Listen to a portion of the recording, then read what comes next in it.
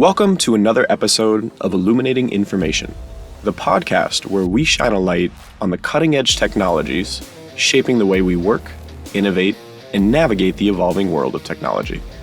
Today, we're diving into a topic that's set to redefine the AI landscape in Europe and beyond: the EU AI Act. Adopted on March 13, 2024, and coming to force later that year in August, this act is one of the most comprehensive AI regulations to date. Its legislation will have far-reaching implications for businesses, compliance strategies, and even existing frameworks like GDPR. In order to unpack what the EU AI Act entails, we called in a true expert in the field. Joining us today is Dr. Clara Hochleitner-Wanner, Master of Laws from the University of Pennsylvania Law School. Clara's extensive expertise in technology law will help us break down the key aspects of this regulation, how organizations can prepare, and what it means for the future of AI governance. Without further ado, let's jump right in. Thank you so much for joining us, Clara. How's your day going so far? Thanks a lot, Jonathan, for this nice introduction and for inviting me to your podcast. And I'm looking forward to an illuminating discussion with you today. I'm very excited. Well, let's kick off that illuminating discussion. I had mentioned a framework in the beginning during the intro, and I wanted to just kind of start the conversation off with, is the new EU AI Act the new GDPR? Yeah, so I think that's an interesting question. And there are, of course, some similarities between the AI Act and the GDPR. So the AI Act is a regulation within the European Union, and it's directly applicable, meaning that there is no transposition needed into national law. Moreover, another similarity is the fact that the GDPR as well as the AI Act are very present in the media and almost everywhere. Some might even say that both topics have been hyped. For example, when I was living in the US in 2017-18, you mentioned that I've studied at the University of Pennsylvania Law School. There have been even courses at law school in the US on the European GDPR. And I just had a look at the website of this university some days ago, and the same does apply now on the AI Act. So I think that the US and also other countries have a look at the EU, and they are very interested on how the EU deals with this topic. However, please note that, of course, the AI Act does not replace existing laws, such as data protection law, copyright law, IP law in general, etc. Therefore, it's very important that employees, for example, or other personnel shall be trained in this broader context, not only AI Act, but also the other relevant laws. Excellent. Thank you so much for breaking down the differences between the two and how they almost work in tandem in some ways. Moving on to our next question, and focusing on the EU AI Act specifically, in your view, what is the most relevant content of this new AI Act? So the AI Act differentiates between several types of AI, and it introduces the so-called risk-based approach, meaning the higher the potential risk of the AI system, the stricter are the requirements for their use. On the one end of the scale, there is a list of prohibited AI practices, such as manipulative techniques, exploiting vulnerabilities, social scoring, etc. On the other end of the scale, there are provisions that also apply for low-risk AI systems, such as AI literacy. And when exactly does this AI Act enter into force? Well, you have already mentioned an important date in your introduction.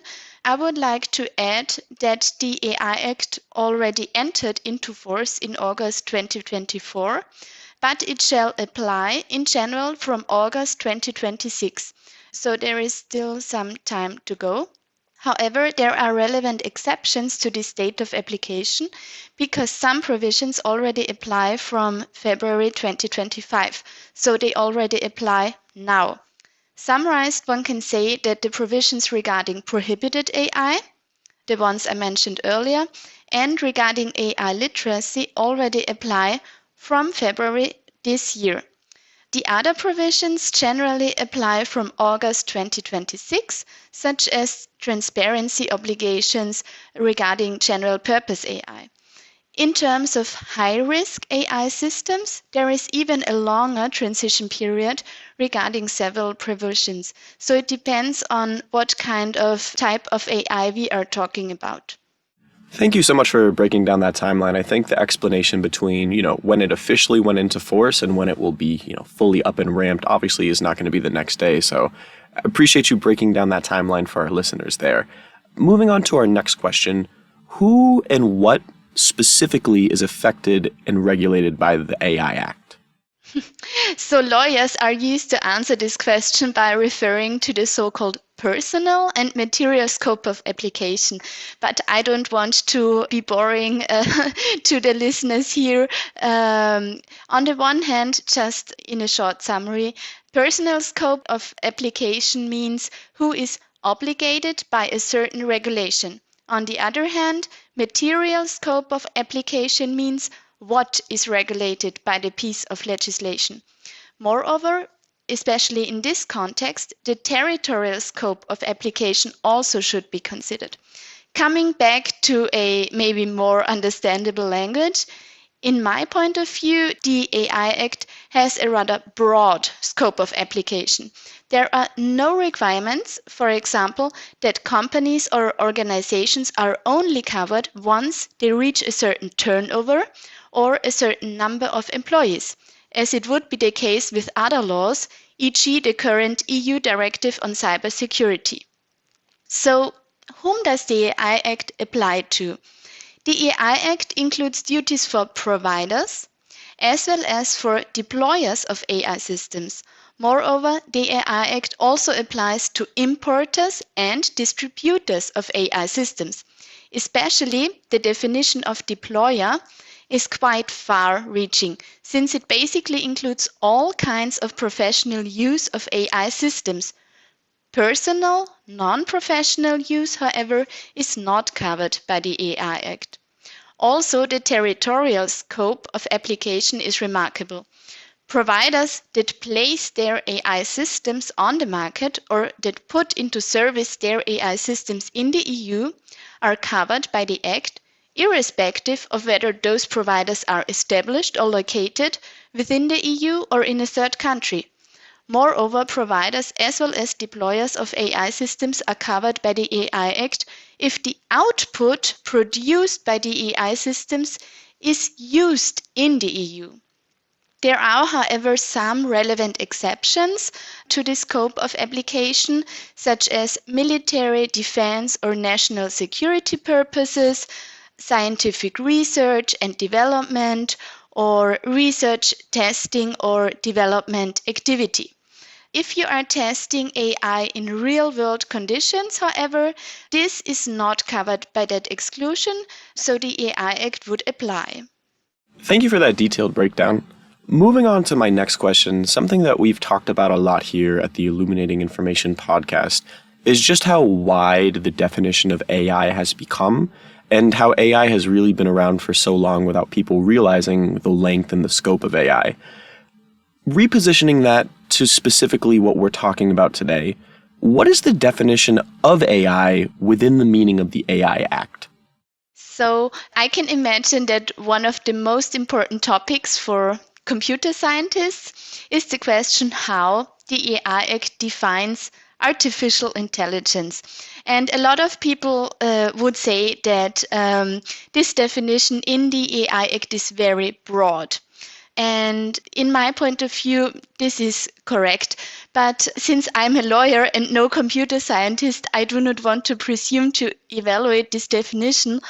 Although my husband, who is a computer scientist, and I already had some disagreement on this topic. But coming back to the law and what it says in detail, The AI Act defines AI system as a machine-based system that is designed to operate with varying levels of autonomy and that may exhibit adaptiveness after deployment, and that for explicit or implicit objectives infers from the input it receives how to generate outputs such as predictions, content, recommendations, or decisions that can influence physical or virtual environments. So this definition is very abstract, and therefore the EU Commission has published guidelines on AI system definition to facilitate the first AI Act's rules application. And these guidelines, they are very new, they are brand new, they have been published in February 2025.